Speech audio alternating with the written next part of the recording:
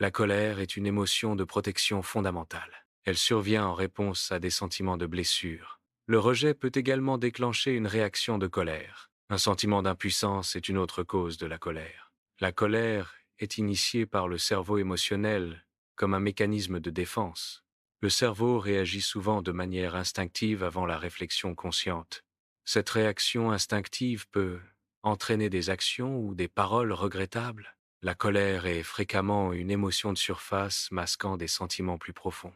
Ces sentiments cachés peuvent inclure la peur, la tristesse ou un sentiment d'injustice. Comprendre ces mécanismes aide à mieux gérer les réactions émotionnelles. La colère se manifeste souvent par des signes physiques perceptibles. Ces signes incluent une augmentation de la tension corporelle et une accélération du rythme cardiaque.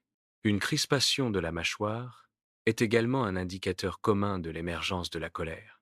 Reconnaître ces signaux est essentiel pour reprendre le contrôle de ses émotions. La respiration profonde et la prise de distance sont des techniques clés pour gérer le stress. Fermer les yeux aide à réduire la stimulation sensorielle et favorise la concentration intérieure. Respirer profondément pendant 10 secondes active le système nerveux parasympathique. Cette activation calme le corps et réduit la sensation de stress. S'éloigner physiquement ou mentalement de la situation stressante offre une perspective nouvelle et un temps de pause. Exprimer consciemment ses sentiments est une approche constructive de la communication. Au lieu d'accuser, concentrez-vous sur l'expression de vos propres émotions.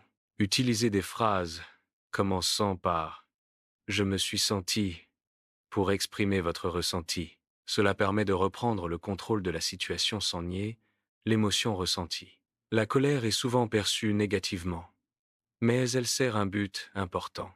Elle agit comme un signal, indiquant qu'un besoin n'est pas satisfait ou qu'une limite a été franchie. Ignorer la colère peut mener à des frustrations accumulées et à des réactions disproportionnées. Apprendre à écouter ce que la colère essaie de communiquer est essentiel. Cela implique d'identifier la source de la colère et de comprendre le besoin sous-jacent.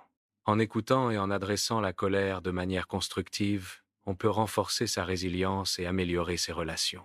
Face à une situation conflictuelle, une bifurcation se présente.